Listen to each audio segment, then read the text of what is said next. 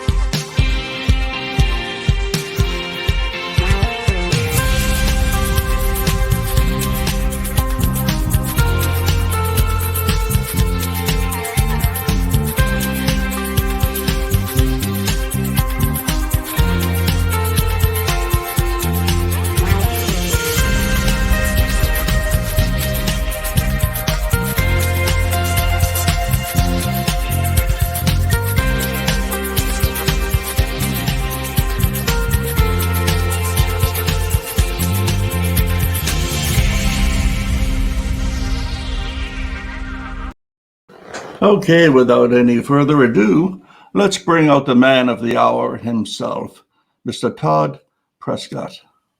Hello, Todd. How are you today? Awesome, Gerry. How you doing? I am doing fine now that we finally got together to get this thing rolling. You know, myself and Todd have been, saber fighting for months to finally get a podcast on the go. And it pleases me no end to finally have him here today. Now I have my two out of three co-hosts, Mr. Leon from Bigfoot, Okanagan. Sasquatch. You're in Sasquatch country now, boy. Yeah, your Thomas comes on here and starts hatching me first. We're not putting it in Sasquatch, Okanagan. I expect him to hold his part. Yeah. Speaking of Thomas, hello, admirable Thomas. Good evening, Gerry. Good evening, Todd. And Leon, change that name to Sasquatch. It'll happen someday. But this is not Leon. Change the title of that website show. It is about the Sasquatch Archives. And Todd, tell me, how many videos does your channel contain at the moment? Haha, that's a trick question because I'm not even sure. I know it's got to be close to 250.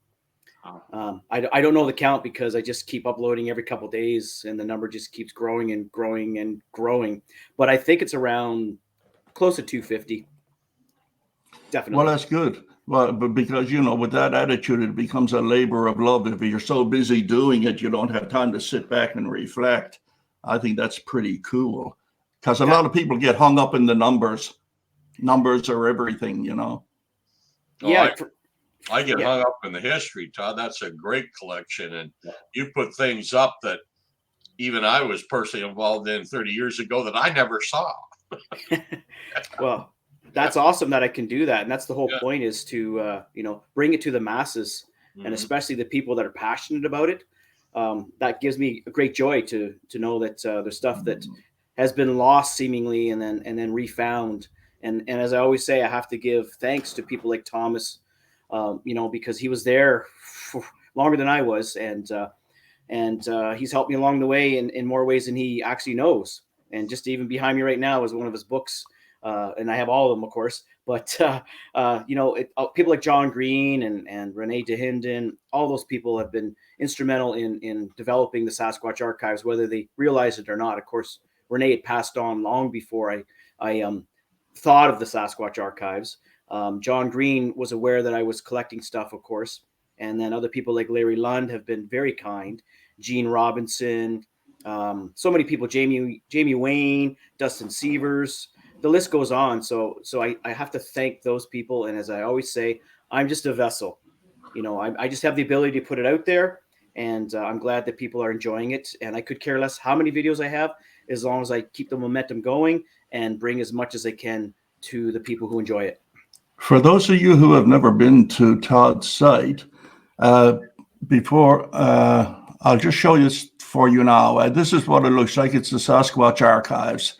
And it has a multitude of videos. I mean, if I could start watching this, I'm sure I would be spending my entire winter just going from video to video. Bill, welcome aboard. Thank you, and nice to meet you, Todd. I don't think we've ever crossed paths, and I have been looking forward to this. It's great to meet you too, Bill. Awesome. Nice to see a name with a face with a name. And I got to remember that one. That's pretty slick.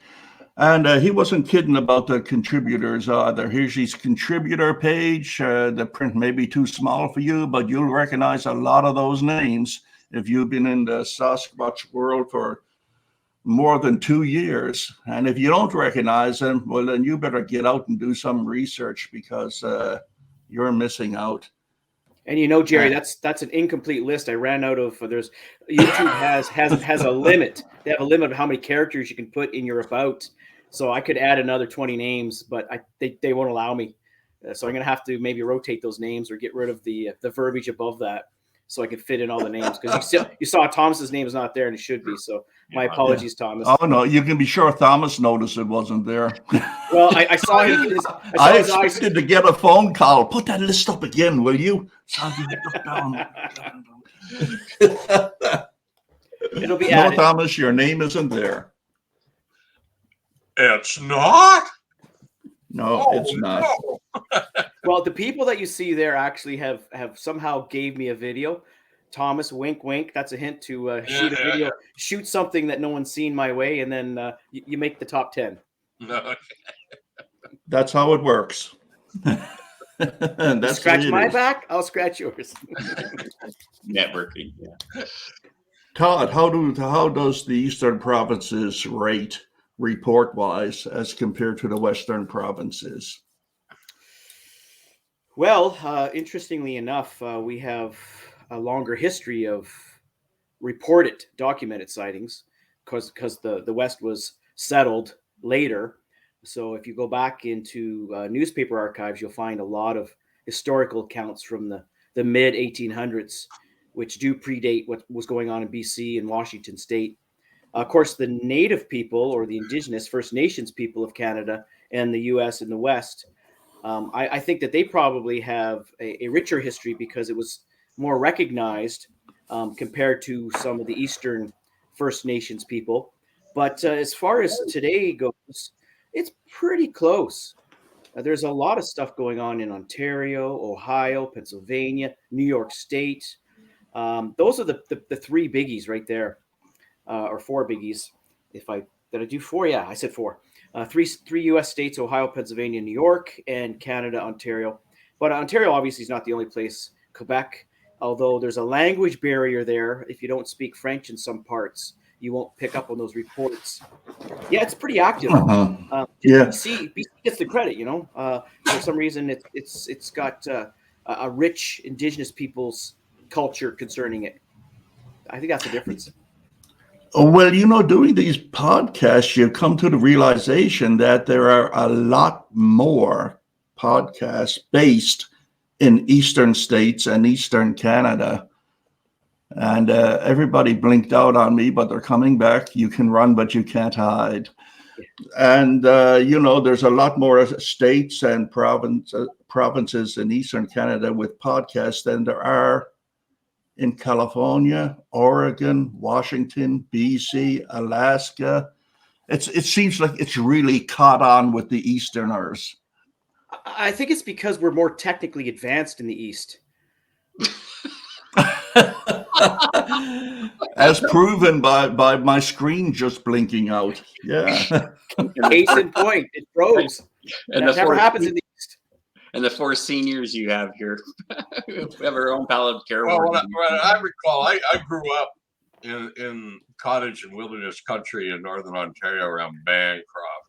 Yep. And the only real Sasquatch, and I was looking into it back then, even before it came out here, and the only thing I ever found Sasquatch related that was relatively well known was, the old story of old yellow top around Cobalt. Yep. Yeah. So I came away thinking Sasquatch is basically a West Coast phenomenon. And they had all kinds of other things, though, whereas here on the West, it's basically Sasquatch. And of course, now we got all kinds of things, but it started off with Sasquatch. In the East, it was always that way. And then came the movie The Legend of Boggy Creek in 1972. And that seemed to just to spur a lot of interest in this subject in the eastern part of the continent. And suddenly people were looking in and coming out with reports and stories from all over the place. Yeah, that's what one of the things that got me really interested in it was from the East. I mean, I got hooked on things like the Jersey Devil and the Mothman and everything that had nothing to do with Sasquatch whatsoever. But like in Ontario, around Kirkland Lake in the Bancroft region, there was always a cryptid legend of a giant snake. And even my grandfather claimed to have taken a shot at it once. He knew George Irwin. He was not a man who made up stories. And my Uncle Beck said he sat on a log and he stuck his knife in the log and the log started to crawl away. And that was his story. But the way old Beck here in the alcohol, he told stories all the time. So and there was legends about these little creatures like little dwarf-like things and things like that in around the Kirkland Lake region, and that kind of thing just went on. Sasquatch was kind of like, until the late 60s, early 70s, Sasquatch was kind of thought of completely as a West Coast phenomenon, even in the East for the most part. And then all the stories from Falk, Arkansas started to come out and all that. And suddenly people were looking into things and they said, hey, what's all this? It's here too. Yeah. And Thomas, that's absolutely correct that there's not a lot in the East as far as area goes, and the Cobalt old yellow top is the most well-known sighting because it went over so many years, starting in I think 1906 and then in the 20s and then into the 70s, and it seemed to be the same creature, same being, same subject, and multiple witnesses. But I don't know if you knew or not, but in the mid 60s there was a rash of sightings down in the Niagara region, close to Smithville and whatnot, and interesting sightings. And again, multiple witnesses over many miles, many kilometers, and it was all within a couple weeks.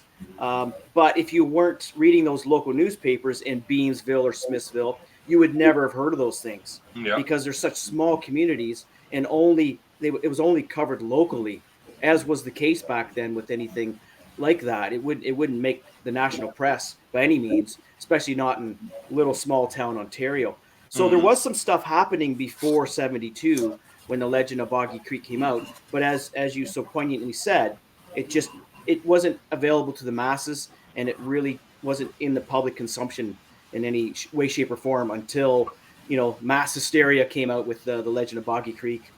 If you weren't living in that little town reading their little paper, you never would have heard of it. Exactly. Yeah. Good point. I think, I lived, born and raised back east, and I never heard of any of these creatures up until my late teens, and I was exposed to Sasquatch by Argosy magazine. They, of course, ran those clips from the PG film down the cover, and I thought, what the hell is that? And I sat down and read about it. I remember thinking, boy, I'm glad we don't have anything like that here. And it wasn't until a couple of years ago I came across Dale Hunter and Reid DeHinden's book, Sasquatch. And I read that and like something clicked immediately. I mean, I sat down and I didn't put that book down till I finished it. And ever since then, that was it. I wanted to find out as much as I possibly could about this creature. And along the way, you're going to pick up stuff, like the Mothman and the Jersey Devil and what have you. I mean, it all gets sucked in with the rest. But it was absolutely amazing. Yeah, that I could be so interested in it, and yet there was no recourse back then. I'm talking about back in the 60s. Who did you get in touch with on the East Coast that had interest in such things? I mean, it was a bit of a wasteland as far as I was concerned. I mean, the 70s came along, and then you had Leonard Nimoy, and they did all these TV shows and everything. The same way all of us got into it. It's pretty well the same story. And we were raised, and our imagination was raised watching these TV programs and what have you. And I think it just snowballed after that. More books were on the market about the subject and what have you, But I mean, growing up, I don't know, as a teenager in my early 20s, information about Sasquatch was pretty slim pickings. Where did you grow up, Gerry? Newfoundland, St. John's. Sorry to hear that. Oh, you be careful, lad. Actually, when I was growing up, where's the button? Where's the button? Where's the ejector seat button? I got the upgrade to the next model of Streamworks to get that. Right, God. Matter of fact, where I was growing up around Bancroft, Newfoundlanders were on the cryptozoological list.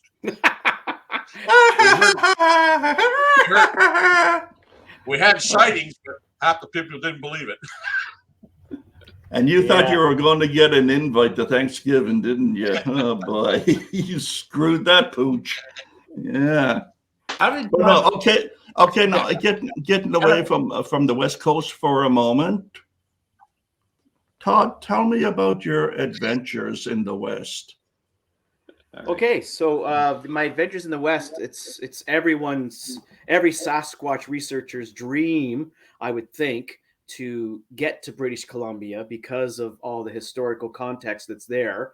And I had read, like you had, Gerry, the Reid DeHinden Don Hunter book, and there was a lot of talk about BC. And of course, I'd read John Green's books, and a lot of it focuses on British Columbia.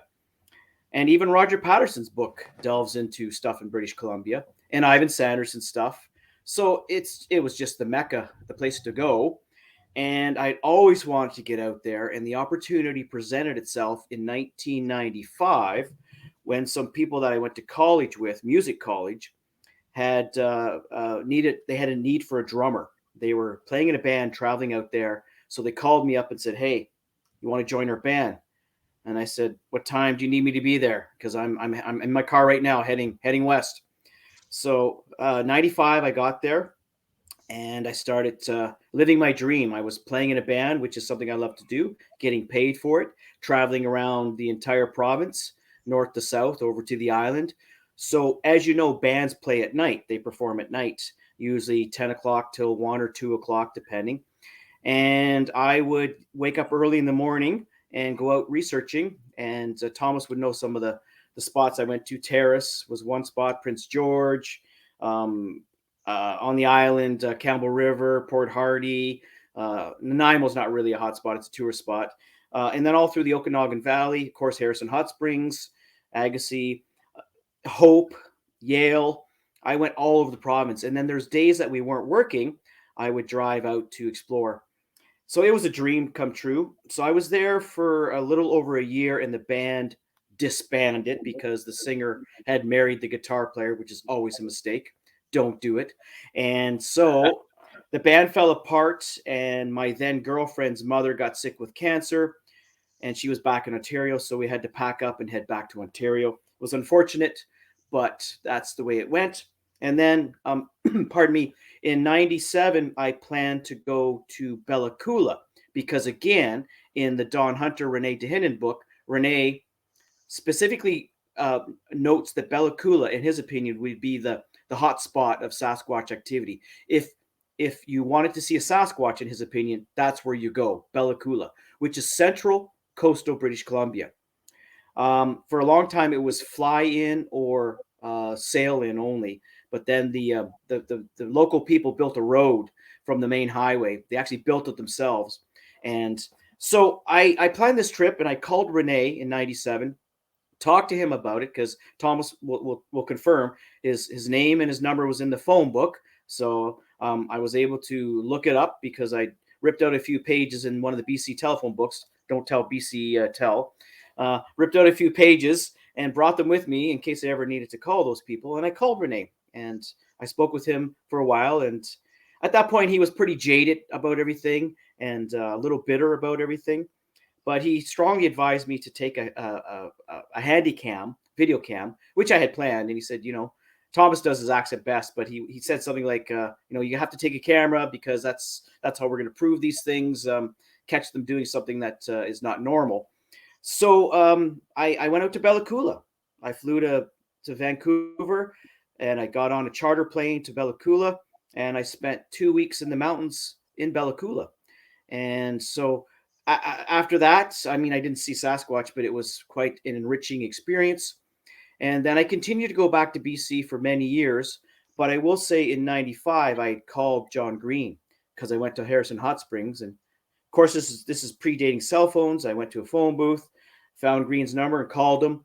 The phone rang a couple times. Someone picked up and said hello. It was clearly John Green's voice because I knew it from seeing him on documentaries. And I just totally lost it and I hung up. I just freaked out and I just went, because it just hit me so hard. And I thought, no, I can't bug this guy. He's been harassed and whatnot his whole life. I need to leave this guy alone. He's in his golden years. Why am I bothering him? So I let it go. And but then I would go back to BC on vacations and trips. And I went to, I did the Inside Passage working on a cruise ship. I also did the Inside Passage on a vacation. If you don't know that, that's the Inside Passage of British Columbia. And I went up to Ketchikan, did some investigating over there, Queen Charlotte Islands. And then eventually I hooked up with John Green, but we can get into that a little later. But yeah, BC keeps calling me back all the time. I just love it. I almost moved out there permanently onto the Sunshine Coast, but the houses were just too expensive for me. It's pricey. So that's my BC time. And I still travel out there. It's been a few years, but I still go out there when I can. I love it. There's something magnetic about BC. If you haven't been there, you have to go. So you were saying something about DeHinden being rather despondent or jaded or whatever in the process as it was at the time. Did you find him to be that way too, Thomas? Yes. You're definitely not getting an invite to Thanksgiving. Renee was Renee. There's no other way to describe him. At the best of times, he was rather morose, and well, of the only course. time he was happy was he had serious doubts about the whole subject. I would say the last 8 years of his life. Yeah. I think the only time he was truly happy to see his expressions on his face was when he was doing Kokanee commercials. Yeah. He was getting paid for that.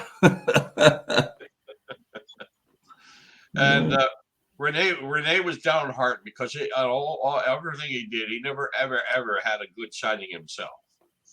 He saw footprints, he interviewed hundreds of people, he investigated, but he never had a sighting himself. At least he never believed he did. It's amazing. It makes you wonder. it makes you think when you think about these characters, the icons of the whole phenomena. I mean, Green, the Hinden, and I'm not going to mention him, but yeah, it's they were so involved. They were the icons, and yet neither one of them even caught a glimpse of a Sasquatch in their lifetime. Well, Titmus did, allegedly. Tell me about that. Bob Titmus claimed 2 sightings, one before he was ever involved in Sasquatch when he was working on the Trans-Alaska Pipeline during the war. He claimed to have seen a creature on a beach on the coast of Alaska as he was heading up. And once more, I'd say in the late 1970s, not too far from, where was that? But anyway, he claimed to have seen 3 of them climbing up a mountainside. But Gerry, the 4 horsemen, Krantz, Byrne, Green, DeHinden, never claimed to have seen a Sasquatch. Even Byrne has never claimed to have seen one? Nope. Never. How about you, Todd? Well, I can't say that I've seen a Sasquatch. No, I can say that I've seen a few things that may have been a Sasquatch, but I didn't get enough of a view to make that determination. So I'm reluctant to say that I've seen a Sasquatch. It could have been a bear. The situation as it unfolded tells me that it probably wasn't a bear because of its height and what it did. To give you a little background, I was on the Sunshine Coast, which is north of Vancouver on its own peninsula, for those who don't know, in a place called Seashelt, which I think is a very highly active area, an interesting, magnificent area. And I was on an expedition, but I was walking at the time with my then partner on one of those Forest Service roads, which are quite wide and they taper off on the edges for drainage. And we had just come around a corner and we were basically surrounded on the sides by, I can't remember what berries they are, maybe salmon berries, some berry bushels that were really tall and pretty gnarly.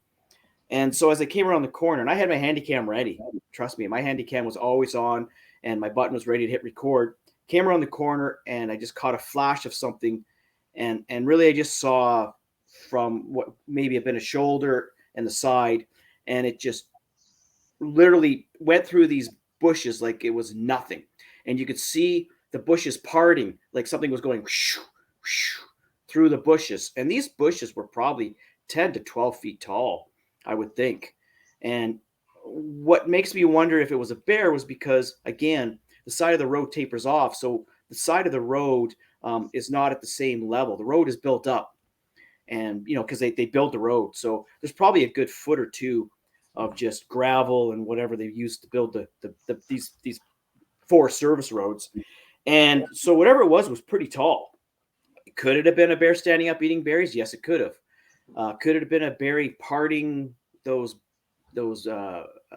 brambles? I don't know. It was just really weird because it looked like something was just the way the brambles were separating and spreading out. It looked like something was using, what would be presumably arms. And then it continued to move on the other side. We didn't know how far back the brambles went, but we were able to get up a little higher and see there was a clearing beyond the brambles, maybe 40 feet back, maybe approximately. And so whatever it was continued to we could hear it moving around in that clearing. But again, I didn't see enough of it. And of course it happened so fast that by the time I got my button on the record, my finger on the record button, it was gone. It was already happened. And it was on the other side of the brambles. So I don't know. I don't know what it was. But it was interesting. It was broad daylight. It happened very quickly. But I can't say it was a Sasquatch. I think it was Thomas. He used to hang around those times. He used to hang at those places in those times. He goes to the bush with people. Oh yeah, he's crazy back in those days. But so you've been in it since, like you said, you were out here in '95. So you've been doing it for a while. I don't think you shared really what got you into it. Well, like all young boys, we're fascinated by mystery and we're intrigued by that, UFOs and Loch Ness Monster and Sasquatch.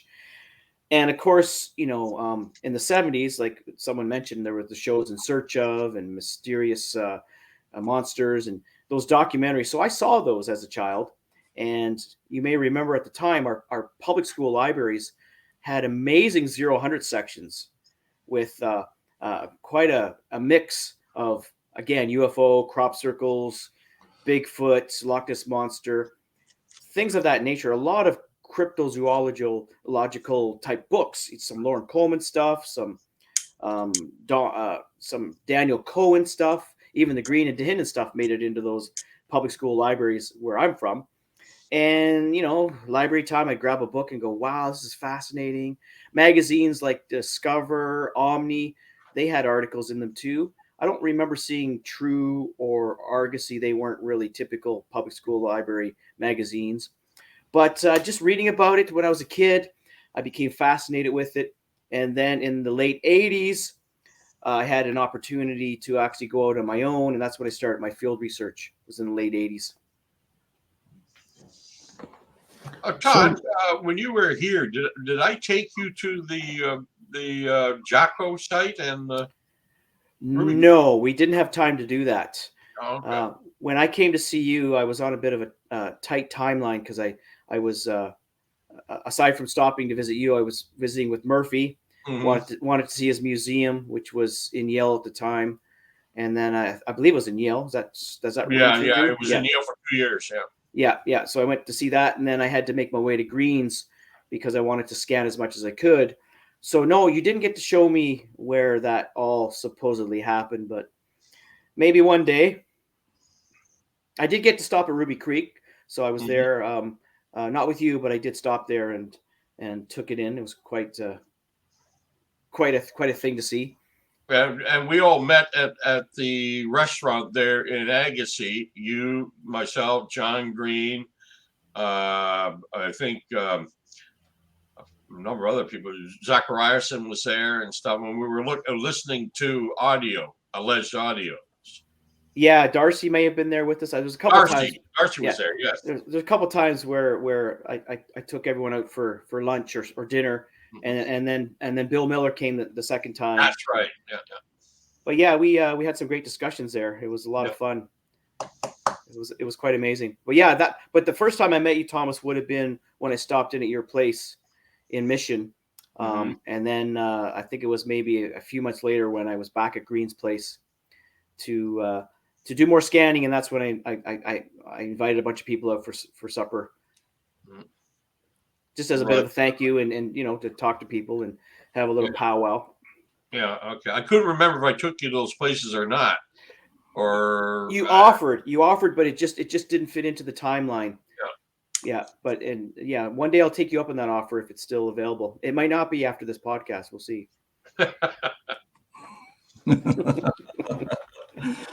So tell me, you did a lot of copying of John Green's data per se. Do you feel like you got it all, or is there more stashed away in random areas that you did not have access to? I definitely did not get it all. To get all of it would have taken probably 2 more weeks.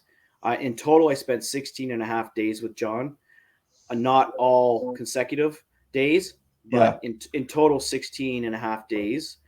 And I was literally scanning from 8 a.m. until at least 8 p.m., sometimes longer, as long as I could do it, as long as it wasn't disturbing John.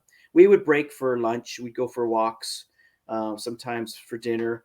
But I was focusing on the main stuff, the names that I recognized, the Titmuses, the Krantzes, the Dehindens, those people that I knew.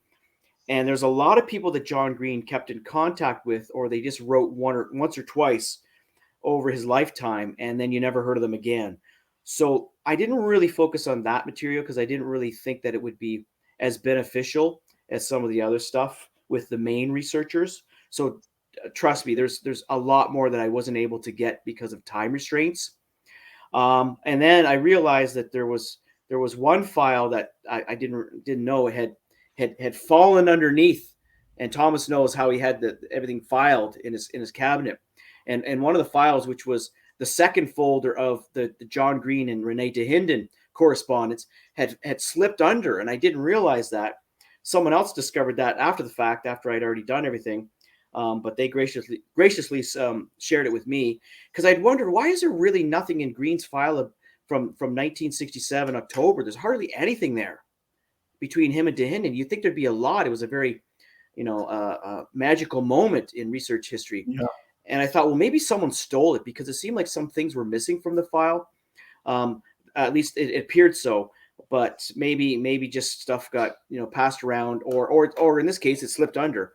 So I managed to get that, thankfully, because it filled in some gaps there for me. But yeah, there's still more stuff to be scanned, but I know that the family has it, and they're very guarded with it right now, understandably, because you never know what people's intentions are. John gave me full permission to do what I was doing, and I met with all the family members, including befriending his grandchildren, who were also musicians, so we had a lot in common. And they were a little reluctant at first. They didn't know who I was. Was I swooping in to take his collection? So I had to assure them that no, that my intent was just to preserve it, to archive it. And then, as you probably heard me talking about before, there were thousands of letters, thousands of pages, hundreds and hundreds of letters, and some letters were 12 pages long, handwritten. So you can imagine I had to read each and every one of those. Well, I didn't have to, but I read each and every one of those letters, and then I would summarize the main points to do with Sasquatch research. I wouldn't worry too much about, the dog died last week or my wife left me. I focused on the main things that we would all be interested in, and then I indexed everything.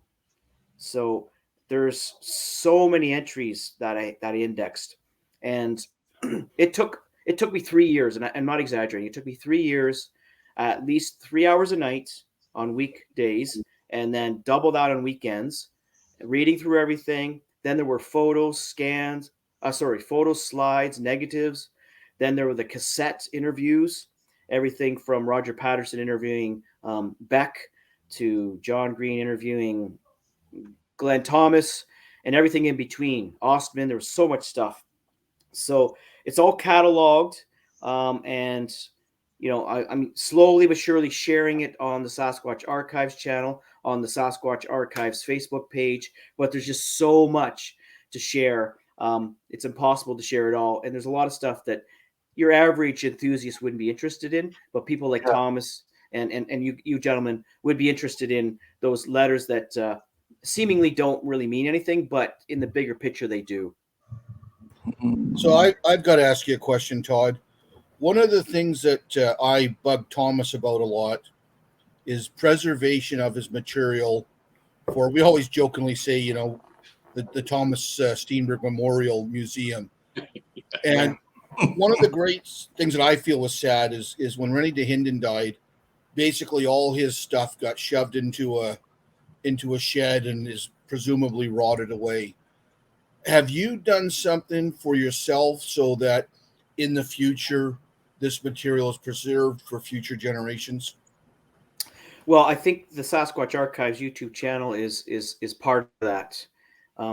Over time, there'll be more and more added, but everything that I have is backed up at least 3 times in case I have a computer crash.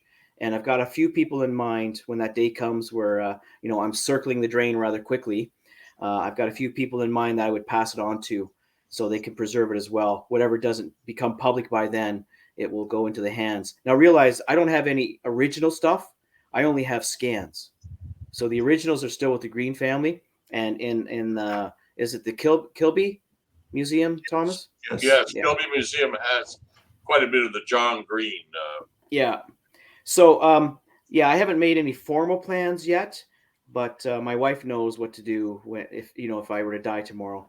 So it's all good. But yeah, I actually wanted to maybe sometime talk to Thomas about archiving his stuff. I offered to buy his stuff just to make sure it got saved, but Thomas is, he's a very wealthy man, and he doesn't need the money. So Did you try? Him and Donald Trump, yeah, always bragging about what they're worth. Well, the only reason I brought it up is, I mean, like I said, we bugged Thomas about it, and it's a shame what happened to hit the Hinden stuff. And, the recent passing, sudden passing of Kerry Arnold, it just shows that, not just us old guys, but, the younger guys, they got to make sure that they have things arranged. Because I would personally, because I know you've done untold hours of work with the archives, and I would hate to see it not last around for a very, very long time. It's electronically saved, so it should last forever as long as we still use those mediums. But it's backed up quite a few times. As long as YouTube is around and Facebook, it'll always be there. At least the stuff that's been made public. Again, there's hundreds and hundreds of letters, and to make those all public, only maybe 100 people in the world would take an interest in a letter that John Furman wrote to John Green in 1964, right? It's just, for the most part, it's not a game changer. It's the stuff to do with the 1958 Jerry Crew stuff, the Ostman, the Roe, 1967, 69. There's certain years that we all recognize. 59, 1960, 61 with the Pacific Northwest Expedition. These are years that really have been formative with Sasquatch research and really steered things in a certain direction. A lot of the other stuff is not as critical, although it's important to have because it's part of the puzzle, but it's not the main pieces. But for sure, it just won't disappear. If that's a concern of anyone, I can assure you that the Sasquatch archives and everything you see behind me, because I've got original copies of books and, you name it, I've got it. Magazines dating way back. Some you can't get anymore. It's all going to be preserved. I mean, it's already all scanned electronically. Everything I have is scanned as far as magazine articles and book covers and things. But it's in good hands, and my wife knows what will come of it if I disappear. That's great news because I think historically maybe the Sasquatch World has done a good a job of archiving as they should. And like I said, I go back to the Hindens. You have all these old researchers that jealously guarded their material to the grave, and then it was lost forever. So I think it's really good that there's people like you that are saving this stuff for future generations, because there's stuff you might have in your collection that you think is little value or meaningless now that, who knows, it may be a piece of a puzzle that 30 years from now gains importance. Absolutely. And John Green was one who didn't believe that his collection meant anything, because I had to kind of pester him to permit me to scan. When I first went to visit him, the goal was just to get information because I was writing some books about Bigfoot researchers. I've since abandoned that for various reasons, but I was pestering John via emails and phoning him, and I just needed information. But it got to a point where he said, "Listen, you can't keep bugging me for this stuff. Just come out to look at my files and do the research yourself. I can't do the research for you." He said it in a nice way, but I understood. So I took that as an invitation, and I went out there, and I said to John after my first day, I said, "John," because I spent about eight hours just going through the Krantz file, and I wasn't even done yet. I was just making notes. I wasn't scanning. I was just making notes.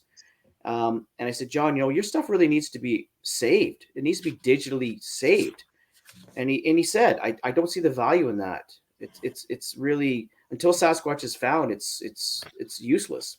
I said, "Well, Sasquatch might be found tomorrow, so we should be saving this because you've got," at that point, it was 45 years or something of material. And he just said, "No, I just don't see the value in that." And I thought, well, maybe he just doesn't want me, on his doorstep, scanning this stuff. So I let it go. And then the next time he invited me back, because I said, I only got this far in this much. And he said, "Well, come back." So I made plans to come back. And when I knocked on his door and I came in, the first thing he basically said was, you know what, I thought about what you said, and I think it's a good idea that you do scan this material, because if it's important to you, it's important to others.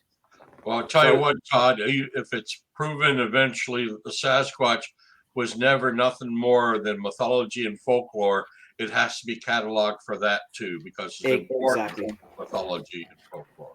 You're absolutely right, because from a cultural perspective, it's as important as from a biological perspective.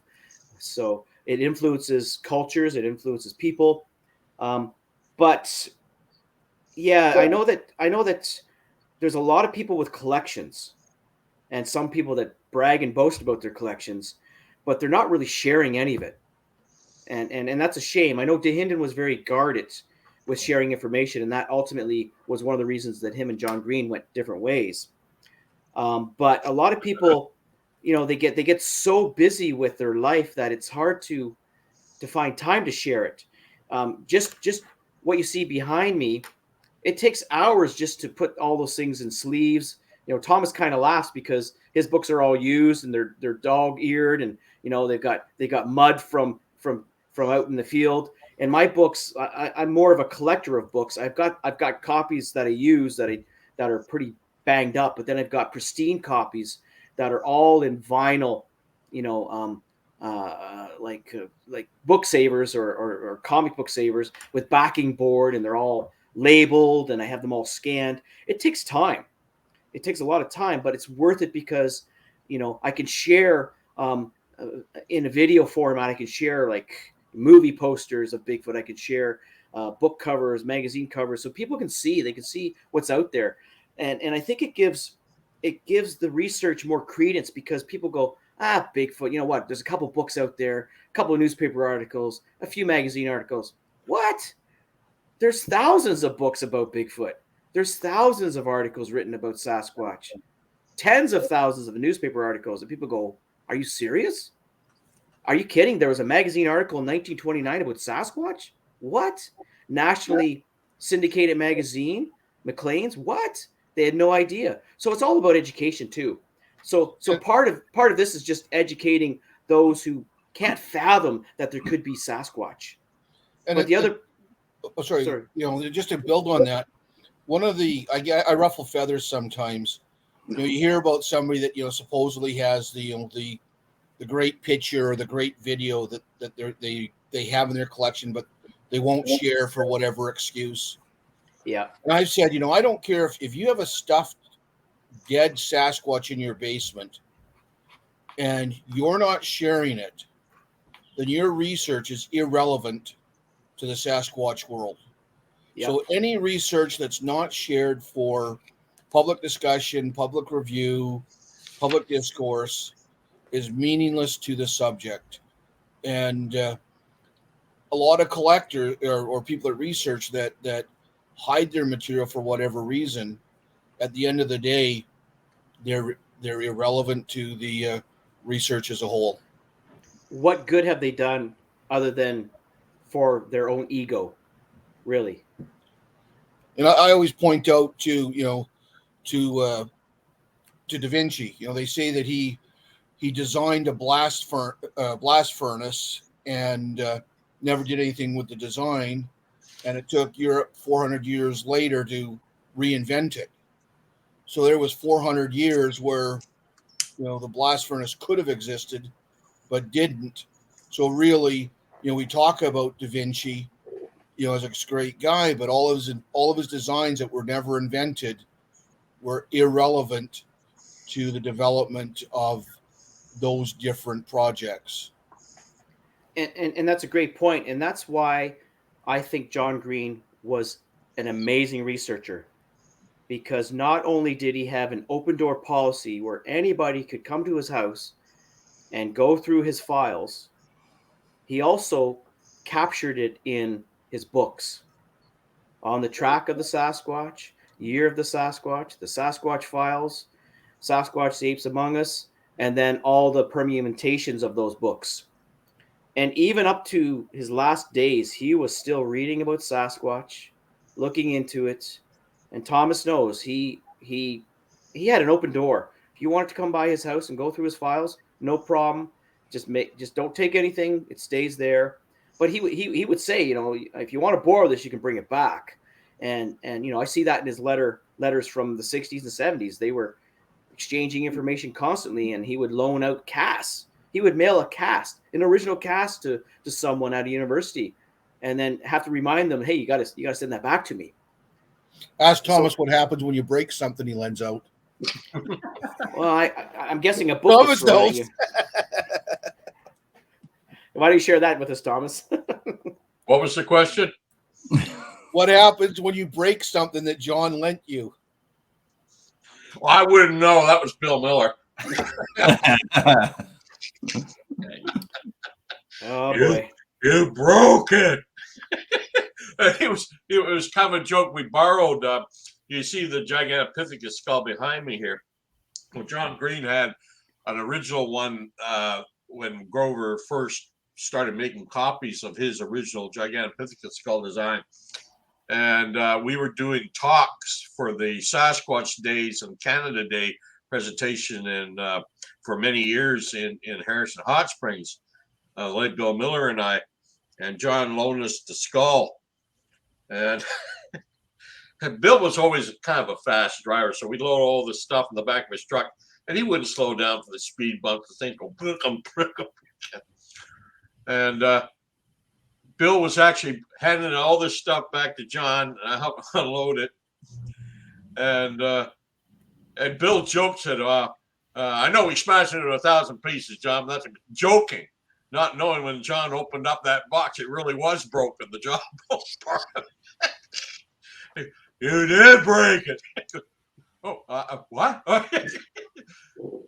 Steenburg, did you break that when you took it in? I said, don't blame me, Miller. But it really was, because it broke at a place where it broke before, and John super glued it back together. You know, so we took it to a guy in downtown Vancouver we were talking to about getting a big statue made at the time, if they were interested in financing it, which they weren't. Everyone was always interested until they saw what it would cost money, then they were interested. That was for the hotel. Yeah, for the hotel. And we got him to fixed up. He put it back together beautifully. You never know there was a crack, gave it back to him. And John gets that, said, that looks better than ever. Thank you. And he looks right at Bill. Thomas. Bill held that against me for a long time. It was funny, but I know he must have been zinging you for years after that one. He tried. Yeah. As only he could. And only he could. Captain of the Zingers. You know, Todd's right. I mean, John Green was the most giving guy I have ever met that has anything to do with this phenomena of Sasquatch. I came to the West Coast, and it was really burning passion. I wanted to do one or two things. I wanted to meet Chief Dan George. I don't know if Todd would know who that was. And I wanted to meet John Green. Well, Chief Dan George died the year before, so John Green won by default. Now, how do you get in touch with John Green? I was part of BigfootForums.com, and I sent an email to Danny Perez saying, do you have John's email address? Not knowing that hundreds of people on the site had John Green's email address. But he gave it to me, and I sent an email to John. Well, I asked Bipto, hey, listen, if I can get an interview with John Green and, you'd publish it here on Bigfoot Forums. He said, yeah, if you can get it, sure.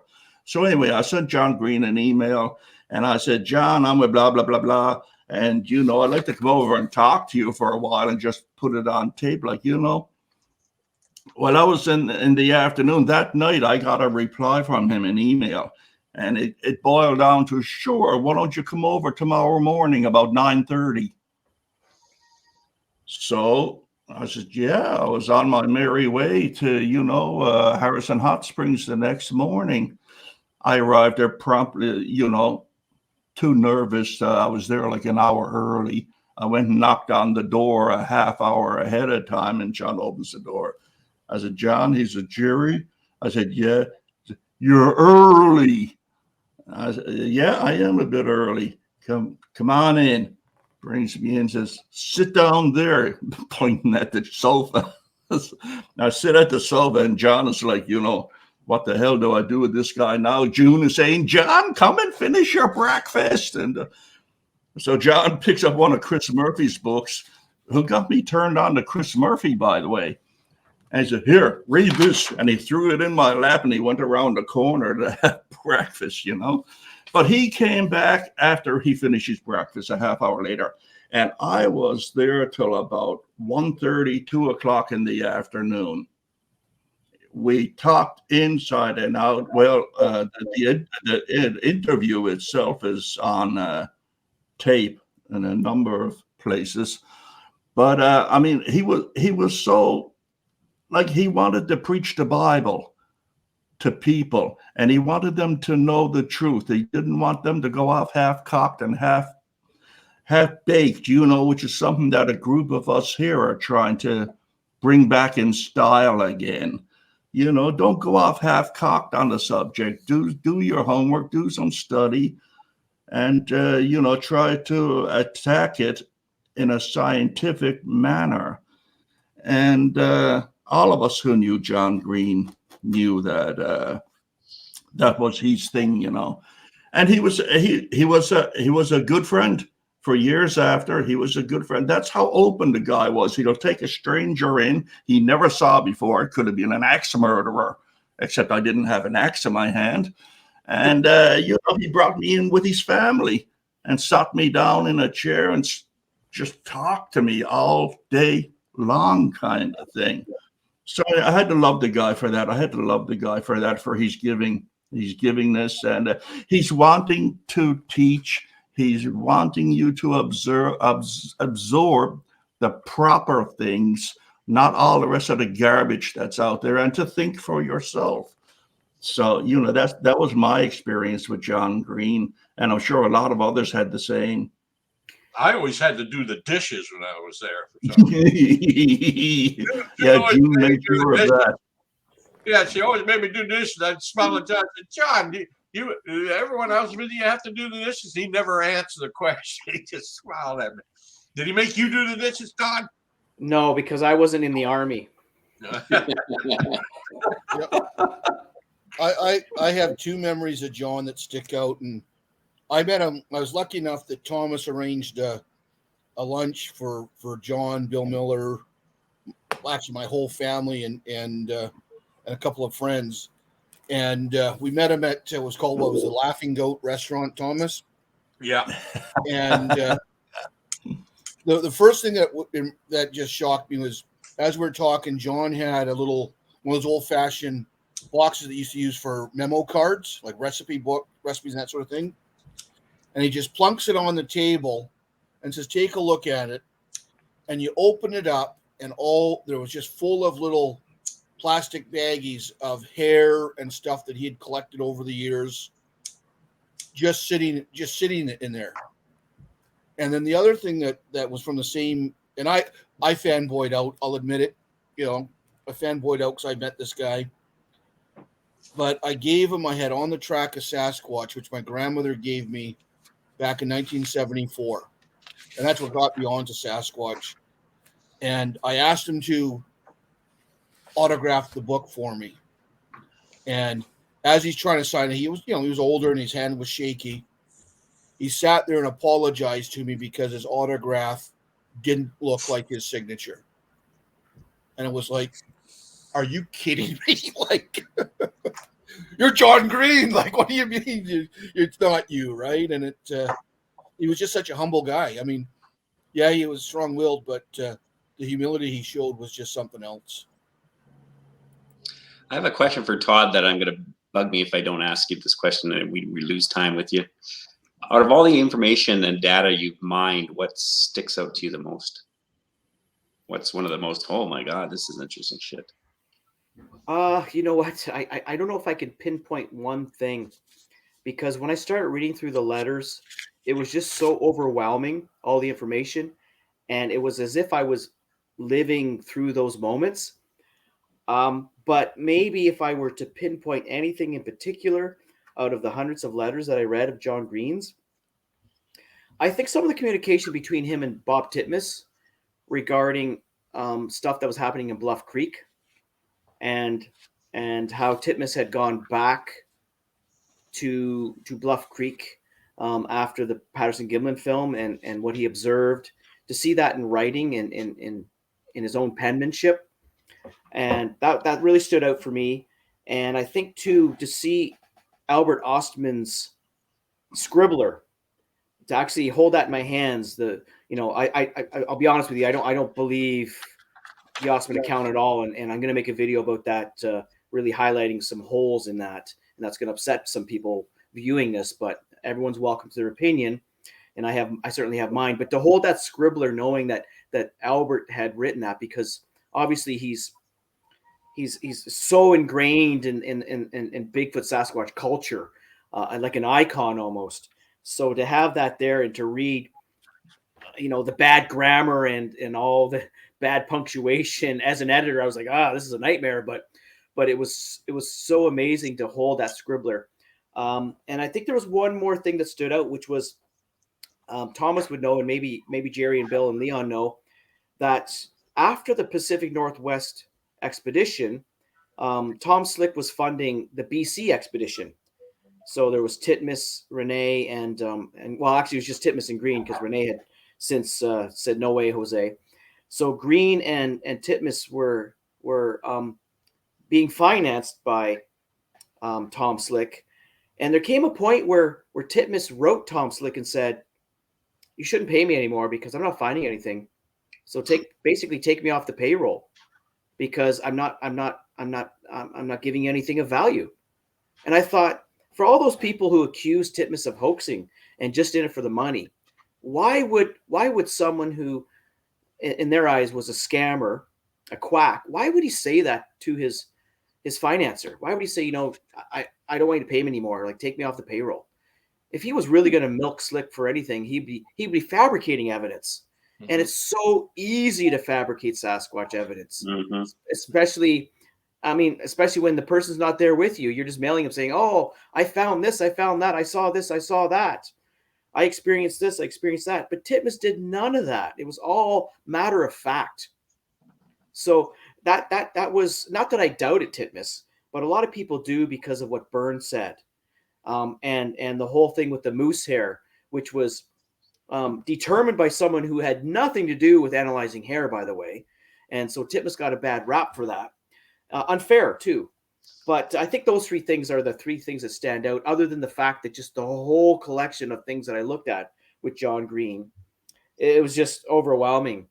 So maybe it's not fair just to point out three things, because it's everything combined. Well, a little clarification there.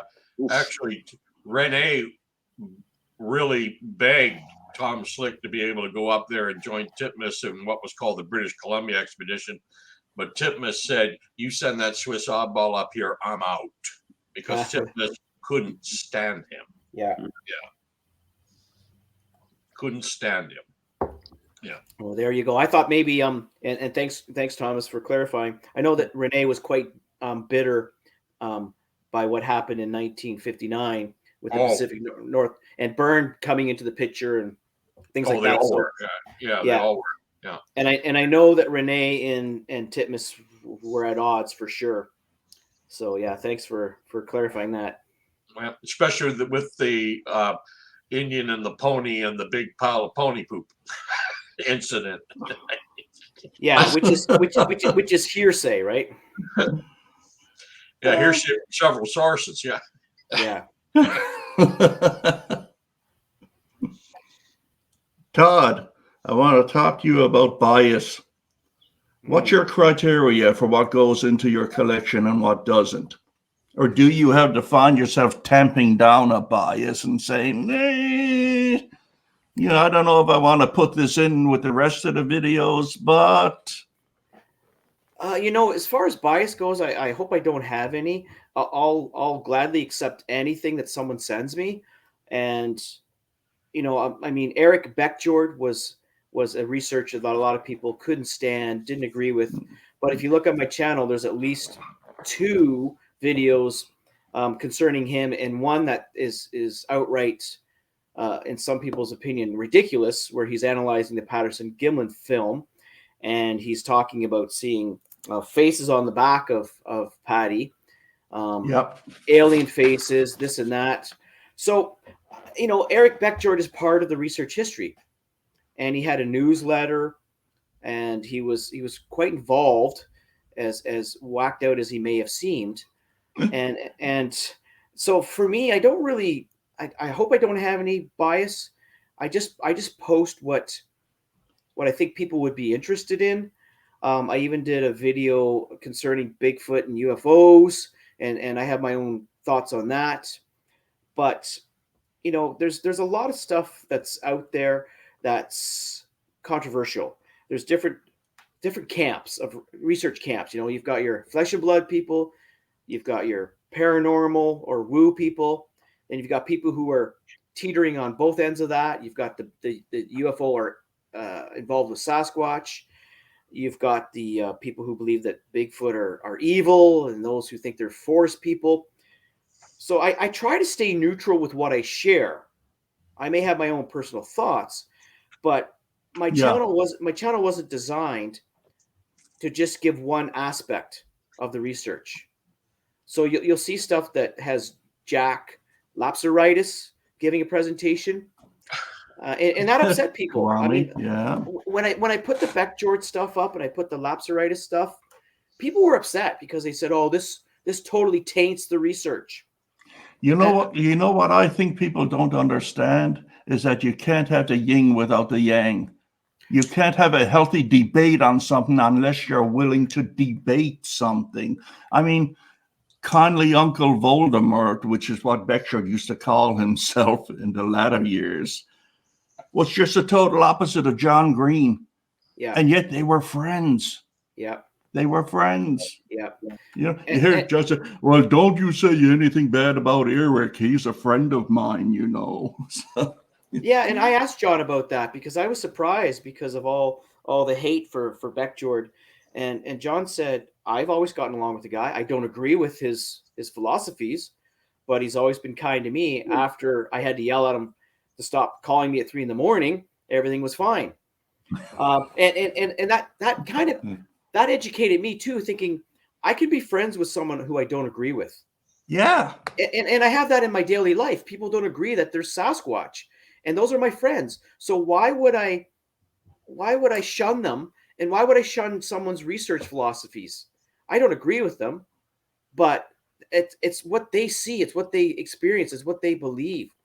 And, I also put up some of the Wallace stuff, and people are like, oh my God, how dare you? I put up some of the Ivan Marks stuff, and yeah, people are giving me flack, but I feel okay about it because it's part of the research. Ivan Marks was a huge part of this research, whether you buy into his films or not. He was there. He was there right from the get-go.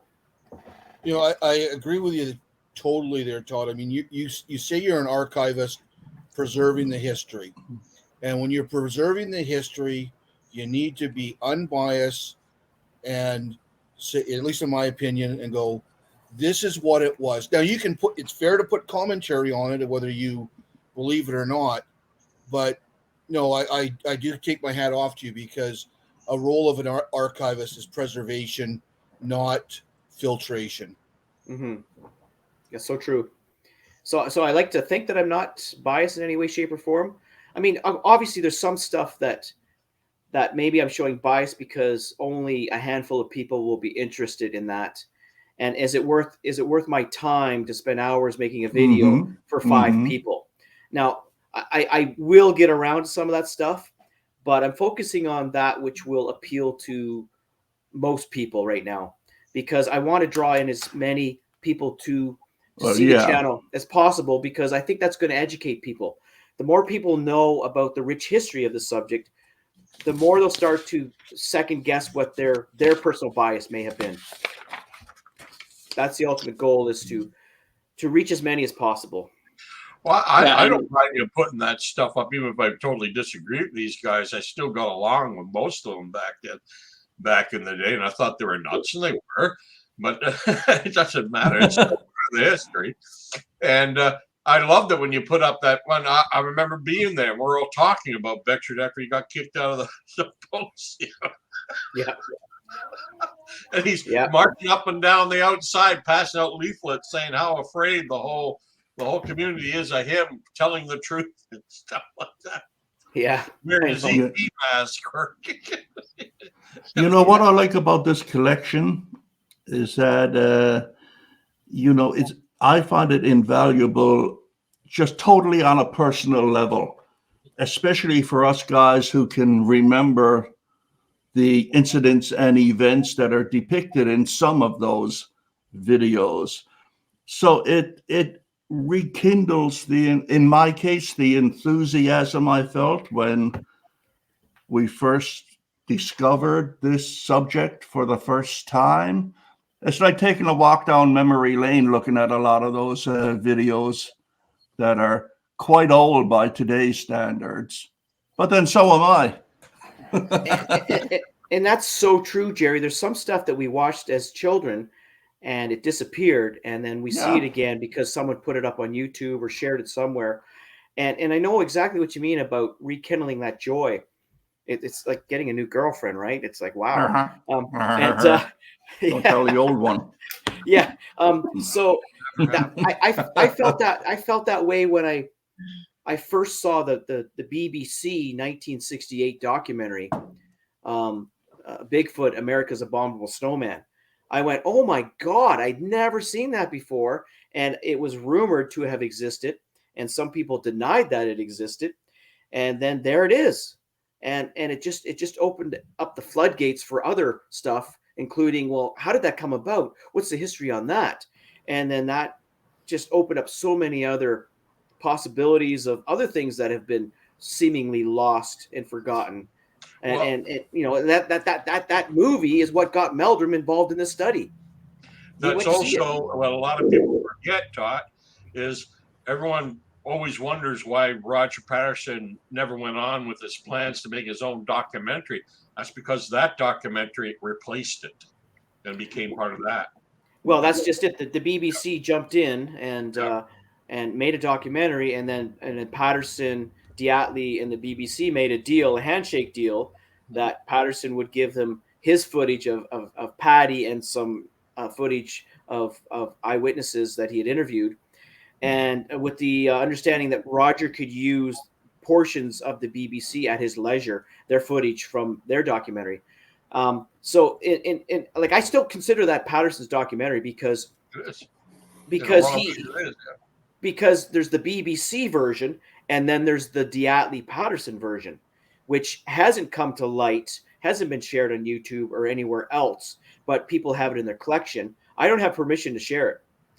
So I've been hesitant to do that because I really don't want to upset some specific people that I may need to be on their good side one day, including the Patterson family, of course.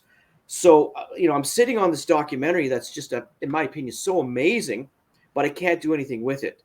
Whereas the BBC documentary, I could, because in the UK, there is a copyright law that states after 50 years, something has aired, it's in the public domain. That's so right. I had to wait for that 50 years to happen before I could make it public. Hey, Leon, you were going to say something a couple of minutes ago, but you were on mute. I know. I'm not just on mute. It's like you guys are. It's funny watching you guys see memory lane, because I'm not memory lane. I mean, I don't know the guy. I mean, I know the people you're talking about, but I don't know them personally. So to me, it's funny to watch you guys go back to there and kind of regress a bit. Why? Because we're the cool kids and you're jealous? No, because it just doesn't matter how old we are. We're all decrepit in regards to technology, except for Todd. The thing I like about Todd, and what caught me immediately when I started watching Todd's channel was that he's an archivist. He's not there for an opinion. He's not doing an opinion show. He's not doing an entertainment show. He's not doing a show on people talking about their encounters. He's an archivist, and that's what he should keep doing, is staying neutral, telling all the stories, the good, bad, and the ugly, so that if it does turn out that we are all validly correct, then it fits into all that, even like Thomas said in regards to the folklore side of it too, is boy, well, we will look stupid if we're all wrong. You know, it is possible that all the birds are flying the wrong direction, unfortunately. And I mean, I'm the psychic guy. It's not the psychic guy, psychology guy. So I deal with the brain. So I mean, it's nice to see that you guys are kind of remembering and smiling over these stories that Todd's can stimulate because of his research that he's done and the foundation he has. Because we were talking about this, not just with what he's doing, but in regards to even like depository where people, I said depository, not suppository, as much as it seems like it would be a suppository, of data where people could have audio sounds in, and so that you could verify whether or not you're even listening to Sasquatch, you know, instead of everything that's unknown sounding is Sasquatch, it seems online, which is just drives you crazy. But, you know, as far as a tool that Todd's providing, I don't, you know, for me and watching what he does for Sasquatch Archives is it archives a lot of the prehistory that needs to be done, so we can see why people started building on certain ideologies, where the ideologies came into the system, and how that's influenced people, and also the wingnuts. You know, how to, you know, it's you guys heard me say this 100 times. It's not like you're dealing with the Christian community, which has been around for 2,000 years, dealing with Jesus, 12 disciples, and go from there. You're dealing with Western culture concepts of Sasquatch, which are a little more tainted, especially when it comes to First Nations. A lot of our projection onto First Nations stories of Sasquatch are white Anglo-Saxon ideas that have been placed on there, because some traditions of First Nations, they got clothes, they can make fires, they have weapons, you know, they use tools. Others, they don't. So which one do we listen to and all that kind of stuff, the impact of that. So I like studying systems. So when you have an archivist like you're doing, Todd, and I'm not blowing smoke up your arse, by the way, because it is refreshing to hear somebody like you on some of the channels, especially when I'm invited to a lot of the channels. Thomas is now invited also to a lot of the channels where we're just like, oh my God, come on, didn't you vet this guy before you brought him on? You know, it's like when I first met him 5 years ago, I said, you know, he basically said, I'm surprised. I said to him that you're not an alcoholic. You know, and his first line to me was probably the same as she was welcome to the inmates that taken over the asylum. And I deal in the mental health field. So, yeah, that's what I walked into. I didn't plan on walking into that, but that's what I walked into. I walked into a lot of people who were, their brains taking them on these trips. They don't know how to vet or identify it as that. They just feel like it's correct, and not knowing what makes people's brains feel things are correct doesn't mean they're truth or factual. But, yeah, anyways, you're a breath of fresh air, and it's taken us probably 2 years now, almost a little over 2 years, to get a group of channels that are at least trying to be scientific, and using the scientific method, having a healthy skeptic like Bill. You know, it's good to have a guy that's out of the box of the Kool-Aid drinking that goes on online, and it's even better when you have researchers that aren't in the Kool-Aid drinking. They're more into the what do I call it, stop feeding people Kool-Aid and start feeding them smoothies that have nutrition in them, and that nutrition, and that's kind of what an archivist does. He provides a rich soil, a variety of information and data. So we have people like you, Nikki, Steve Calls, and that, where we can go back and Phil from Paranormal Breakdown, find out what they have in their archives, their data they've collected for it, so we can save ourselves, or maybe a lot of our followers, a headache and a heartache that we followed, and also dismay, realizing there's something that's not adding up. I mean, God, it's been 50 years. Surely, you know, if we put our minds to it with the amount of people we're doing it, we should be able to get these guys on film. Surely, unless all the birds are flying the wrong direction. But here's my spiel. What he's basically saying to you, Todd, is you're the buffet restaurant, and you have no control over which tray everybody goes to. That's right. That's right. That's pretty. That's a good analogy. And you know, something that was surprising to me, you know, being and I started as a field researcher and still continue to do that, but I'm more recognized as the archivist. But I still do my field research. It's just I haven't had as much time because the archiving is taking up a lot of my time. But what's surprising to me is there's a new generation of these researchers who don't know that there was a guy named Ray Wallace. They don't know there was a guy named Ivan Marks. They don't know there was a guy named Eric Beckjord, Jack Lapseritis, They don't even know who Roger Patterson is. They don't even know who Thomas is. I couldn't believe that, especially guys on the East Coast and the States. It's like, how do you not know who Thomas is? He's been doing it for 43 years. Like, so one of the great things about the channel is that it's exposing people to something they weren't aware of somehow, and it makes them aware that hoaxing has been going on for a long time. It's not something that's new. It's not a new endeavor. And the same hoaxes play out over and over and over again. And also people, they just presume, the skeptical people, they presume that when the Wallace family came out, if they know about the Wallace family, that basically explained all the Bigfoot evidence. They have no idea that Bigfoot Sasquatch was documented long before Wallace came on the scene. Even the word Bigfoot didn't start in 1958, and people don't even know that. So that's been one great thing with putting all these videos out. People are becoming educated, and surprisingly so, because I just presumed that everyone would know what the show Mysterious Encounters was, because it's less than 20 years old. But people are saying, I never heard of that show. Who's that young guy with Autumn Williams? Well, that's a guy named Matt Moneymaker, who started the FRO, right?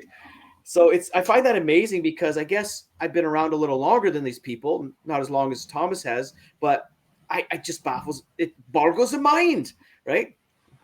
As Renee would say. What I find about that is that watching those archived videos, back then everybody was full of questions. Everything was questions. Everybody had questions. Today, everybody has the answers. Everybody has the answers, and they're all crap, 99.9% of them. That is the difference between then and now, in my opinion. Yeah, and that's so true. Go ahead, Leon. I was just saying, that if you look at again the tradition of the Four Horsemen, they all hated each other. As Thomas would say, he could manage them. I'm saying like Thomas's personality. I seem to be able to manage everybody, even though either you love me or you hate me. But I'm going to always tell you the truth. And one of the brilliance I find with Thomas's researching or investigating is how he knows all of the people. He follows the families. He knows how they died. He stays in touch with the families. He doesn't just go to, it's a Sasquatch.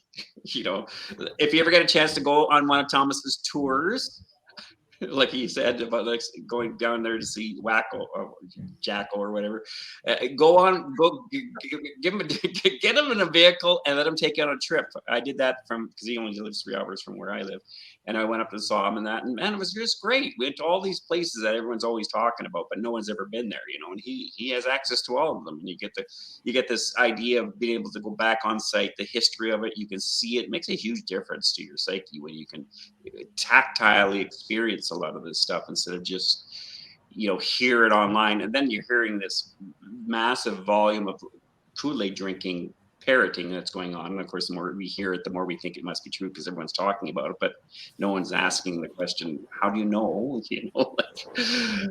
So the idea of having again, like for me, one of the things I've been putting out this year, I've been in the hospital for 6 months, by the way. You probably didn't know that. And I can't walk. So what I've been doing is doing couch potato stuff. So I've been offering $100 American. Oh my God, not American. Yes, American. Film what makes a whoop sound. So we can put that in a depository.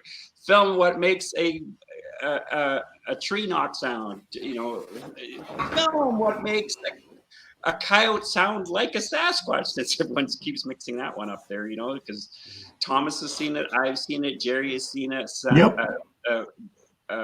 Coyote make this so-called Sierra sounds and the Klamath sounds, and it's like it's a coyote. I'm sorry. Well, they have a coyotes all around them. I was watching the show the other day. Well, Sasquatch uses a coyote because you can hear them in the coyote calls. No, what you can hear is a coyote calling a call you never heard before, and you've never seen a coyote make that call. All that stuff in order for us to push it ahead, to get past where you're at as our archivist, so we can actually say, look, here's this depository of all this data of history. We can also put the evidence out there for the people who are actually and I agree with Thomas, we should call investigators, not researchers. What are you researching? Do you know how to research? You know a scientific method? Oh, yeah, we do a scientific method. Which one? Tell me which one you do. They start floundering. I have a question for all you four, because I'm doing some research. Some of you know this, but I wanted to ask you, have you ever heard of any accounts of Sasquatch with extended chins?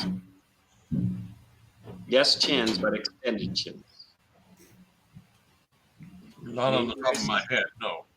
No, nor have I. And the reason for the question is I want to find this because one of the other $100 rewards is Samurai Chat.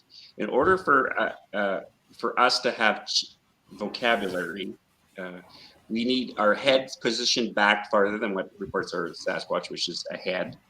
It can't work that way. And the jaw is different. Humanoids have a different jaw. That's why we can collect in such huge numbers, is because of vocabulary, articulation. The exception to that is the oh my God, I can't remember it. The 70,000. They operated from Spain all the way over to Asia. Neanderthals, they talked with a high-pitched voice, but they still have an extended chin. So if Sasquatch doesn't have an extended chin, plus you have to be able to control your breathing. So can Sasquatch swim? Yes, I think they can. They can control their breathing? In other words, dive underwater. Apparently in Kamloops. Yeah, there's a report there that some hunters had them go underneath where their ducks were and grab the ducks from underneath the water. So that's there. But the next question I need to find out for this data is, do they have extended chins? Because if they don't have extended chins, they can't talk. There's no space for the vocabulary system or for the vocal systems inside. So, and I'm pretty sure what it is more likely is probably a group of crows that hang around a cabin of Asian people that like watching martial arts shows, and they happen to be around this Sierra camp, and the crows are all in the trees talking samurai talk, because they can mimic sounds like humans. So I don't know, I'm just joking. Well, Leon, one thing I'll say is, when you look at the Patterson-Gimlin film, it would appear that Patty does have an extended chin. When you look at the profile of her face. Well, it's how the chin. Like I always, I have to explain to people. They're always saying, "Well, I see a profile. It looks like there's a chin." I mean an extended chin. It's hard to see extended chin when a person has hair. So, one guy's. So this is an extended chin, right? This is an extended chin. It's got a ball. It's got a ball on it. So and again, it's non. Look, you can't use the new 4K sharp, clear. Of course, picture, because that's correct the image of it. So it's not evidence enough for me to be able to say that is. I just know that out of all the other reports, I've never heard anyone said, they never say they have a chin like ours. They always say the chin's back, the mouth's slit. It's not like ours, our mouth. Well, one thing I will say is, it seems that the vast majority of witnesses will say that the face looked very human. Right. I don't remember hearing them say it didn't have a chin, or the chin was receding. They just say it looks like a human. And I think if the chin was different than ours, that would have been noted in the description, but not necessarily, of course. No, I don't think so. I don't think it would be, because again, when you see something, the average report is about 5 seconds. I'm being gracious with that. It's usually on the roadside. 80% are roadsides, from my understanding, statistically. So you're seeing something for 8 seconds. Where is your eyes going to go in 8 seconds of the unknown? So if you see something that's unknown, or you're uncertain of, where's your eyes go naturally? It always goes to where the eyes should be on the animal. So you automatically, because that's primal, that's your primal brain. You got 3 brains in your brain. You got 1 brain, but it has 3 brains in there. Your back 2 brains are ahead of your frontal lobe brain by 0.08 seconds.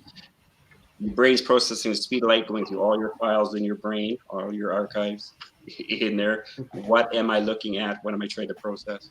And so when I'm hearing people that are like, when I'm talking to most people who have close up, I'm not interested in just Joe Blow kind of, I've had an experience with Sasquatch. I'm looking for people, because I deal with people that have PTSD and are traumatically bonded to unknown events. And so when you come across a Sasquatch, there's a lot of data that comes in body language and facial expressions, breathing, and all that pattern that you should see with somebody who's seeing an unknown event. Now, body language doesn't necessarily tell you whether they're telling the truth or not. Time will tell you that, but it'll tell you whether or not they own what they're saying to you. And so it gives you a higher percentage of maybe hearing an encounter, like Thomas has done with interviews, and I've done with interviews, which makes me want to stick around the area because it seems a little more richer because of the response I'm hearing from somebody. Their blood flushing out of their face, they're hyperventilating as they're talking, they're breathing up here, not down here. They're not in a relaxed state. Their wife's realizes something's going on. They're on antidepressant meds for 3 months. They can't sleep at nighttime. There's all these kind of richer kind of stories I'm talking about. So also about, 20/20 vision. 20/20 vision is this right here. That's it. Your thumb width. That's 20/20 vision. This isn't. Everything behind me, your brain's reproducing right now. So how are you going to know whether or not you're looking at a chin that's extended? Well, I like the ones who bump into one, like Joe from, I can't remember his bloody acronym, because he's walking around a corner and or walks around this thing, and all of a sudden it's right there and he goes, whoa. So he's 10 yards from this thing. You're going to get a lot more data from a guy like that. That's the reason why I'm asking everybody I'm talking. Do you remember? Because maybe people will start being aware of the chin. Because honestly, if your head, as soon as your head, I'll tell you what people have described, Leon. Not so much as an extended chin, but you look at us. Our face sort of contours in almost down to a point. The Sasquatch, I've had a lot of witnesses tell me that the lower part of the face, and where the lower jaw is, it's more squared. Right. It's what I'm talking about. If you guys can do this online, just for fun, look at how human beings end up the capacity to talk, and they'll go into their anatomy. And so anatomy tells you lots of things. It tells you what kind of brain they must have. So if I have a capacity to hold my breath, that tells me what type of brain I have. It tells me whether or not I have a controlling system in my brain. I mean, there's a part of my brain that has a controlling system for my breathing. If I can talk, it's going to tell me that I have a language center as well in my brain. It tells me what kind of brain it is. All these are important. Like everyone keeps looking for these animal type of things. Well, if they're a lot more human than what we're saying there, because a lot of people seem to think that when they look just like human beings, well, they're going to have a lot of humanistic traits. Genetically, that's going to show up in how their patterns of their bodies develop, their brains develop, their mouths develop, their jaws develop. Again, there's not a single primate that can make any kind of language with the head forward. It's impossible. It has to be like this skull here behind me.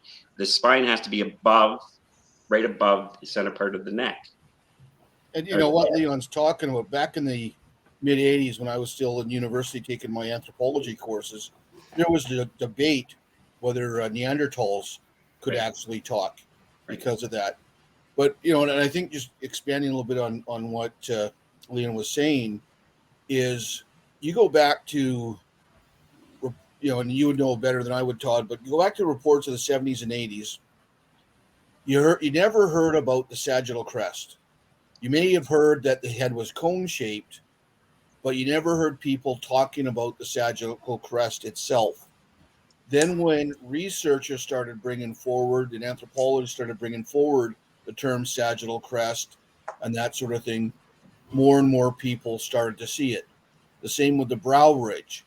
And I think now, whether that is because, as Leon was saying, people had heard about this, whether they were watching In Search of or whatever, and now when they're going through their archive in their brain, when they have this unexpected sighting, these are things they're looking for as part of that recognition process. Maybe as things like the chin get discussed, that might be something that people are now going to put into their little archive of records and may show up more in sightings. So it's a sort of chicken or the egg scenario. Are people seeing these things because they've been conditioned that this is what they should see, or are we going to make it part of what we're seeing because that's actually what they saw? Right. And again, out of the panel here, I think I'm the only one who claims to have seen the Sasquatch.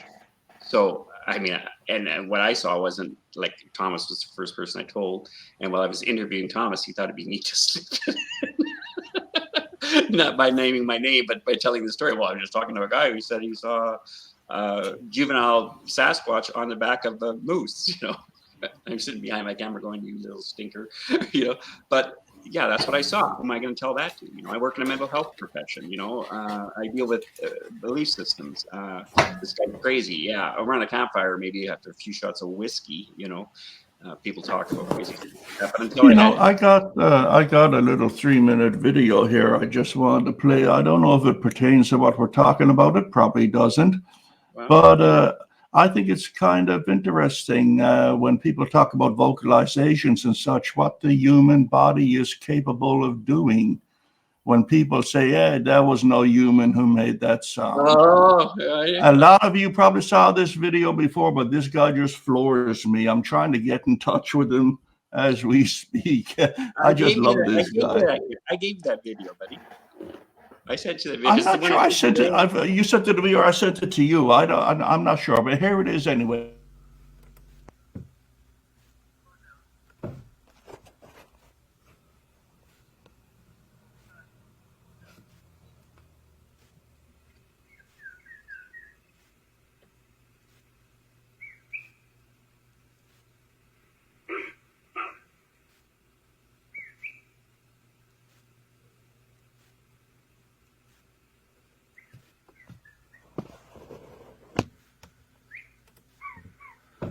So it sounds, you get the whistles and then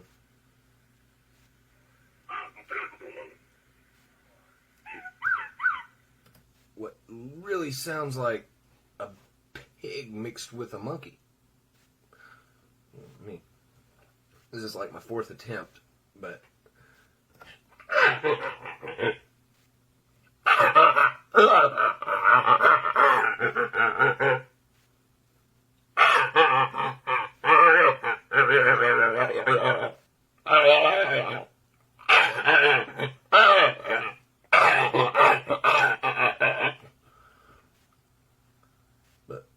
not whistling with my lips.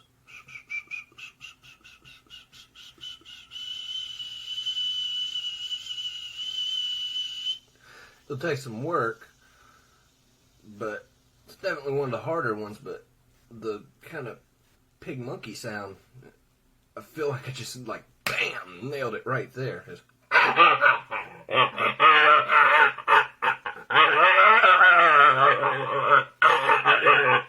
See, the way I replicate just about anything I can hear is my muscles right here in the back of my throat along with the back of my tongue.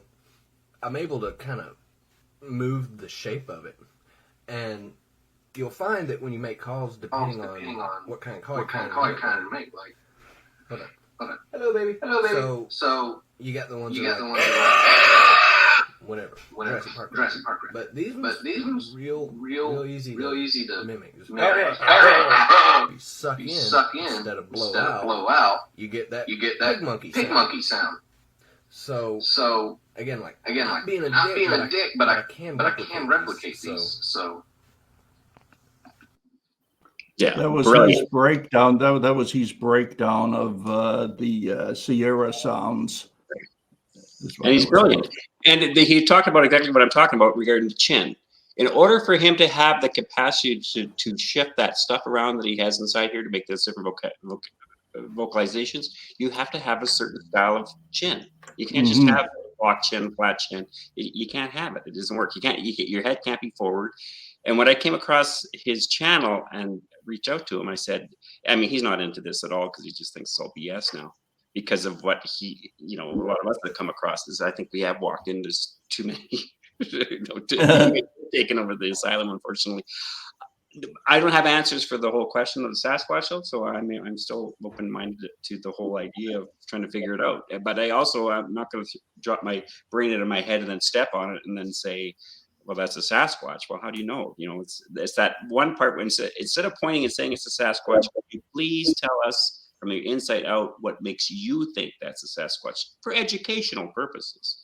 And I think when I came across Todd's channel and that other guy's channel too, the great thing about it is that's very practical stuff. Tells you the beginning, tells you the atmosphere, tells you what it was like back in the 50s, 60s, 70s. It gives you a contextual sense of understanding how things developed and stuff, and look at systems like I do and study systems. So it's for me, it's very tactile stuff. It's few and far between that we find online, which we all know about. But it's slowly shifting, which is nice. But a lot of these people are not going to want to give up their castles because of these, who are these people, like honestly, Todd, when I invited Thomas onto some of the channels I've been on for interviews, and I found out that people had no idea who he was, I just thought, how can you say you're researchers? How can you not know who Thomas is? Out of everybody to know, it's like Bindernagel. How could you say you don't know Bigger? I've had some people say they don't know who John Green is. It's incredible. Yeah. But it sounds, to me, if you don't see what did it, it's just a sound. There could be other explanations for it. And evidence, in my opinion, it's rather useless, even if it was a Sasquatch. Yes. Back in the 70s in the Sierra sounds, one of the professors who was doing the computer analysis at that time said whatever was making these noises at no time made the E sound that we can do. Basically language is E, and he gave a whole series of that. But see, that's not even true, Thomas. Yes, I know. That's what I was about to say. It's not true. Yes. Because we have what's called, each language has what's called phonemes, which are, and it's like that's where somebody that's Spanish can't recognize the difference between the B sound and the P sound. It's because they don't have that as part of their phoneme. So absolutely. Just because that's exactly what I was going to say. And with Leon's point, what they thought they knew back then, we are learning now, as time goes on, ain't necessarily so. And exactly, when somebody is referring to research that was done 40 or 50 years ago to prove their point, the question is, what has the research since that time said? I can point, anyone can point back to, say the 60s where somebody says, oh, by physics, a bumblebee cannot fly. Okay, well, maybe by what we knew about physics 50, 60 years ago, that was true. What's the research said since? And the other thing, when it comes to, like sounds, I and it's not the Sierra sounds, but there is a Russian shaman folk singer. Yes. And her last name is Olena, Olena, that she does different shamanistic songs, and one of them that's Blessings of Nature. And and there's others out there, when she sings the range of animal sounds and such that woman can get is absolutely amazing. So if you really want to, debate on what people can and cannot do, listen to some of these other folk singers, other cultures, and the sounds that they can make. Because if they can make wolf and owl sounds and everything else, why can't they make a Sierra sound, or like that gentleman that Gerry just did the video for? Yeah. Well, I think the thing too is back then, it's funny to get attacked the way I get attacked sometimes from people when they're thinking about, I'm not saying to throw any evidence away, just put it on a box over here. Let's take it one at a time and revisit it. So the idea about, here, I'll give you $100 if you can film what makes a whoop sound, because there's more than one bird. There's a waterfowl bird that makes a whoop, and parts the P at the end, and there's an owl that makes a whoop sound, and there's a coyote that can make the Sierra sounds, and that Samurai Chat, I'm pretty sure, is not a Sasquatch. I'm pretty sure I won't tell you what it is right now, because I'm wanting people to, send in their information so I can maybe give $100 away, because it'd be kind of nice so they can show their friends and they could bet it. And then other people are going to say, no, that's not it. And that's all we can hope for, is that stuff gets upgraded. I'm going to send the Sierra Sounds, a Samurai Chat, to some linguistic specialist PhD people I know here over at the university. And I'm going to say, I want you guys to go through. I'm not going to tell them anything. What do you think this is? And just let them go through it.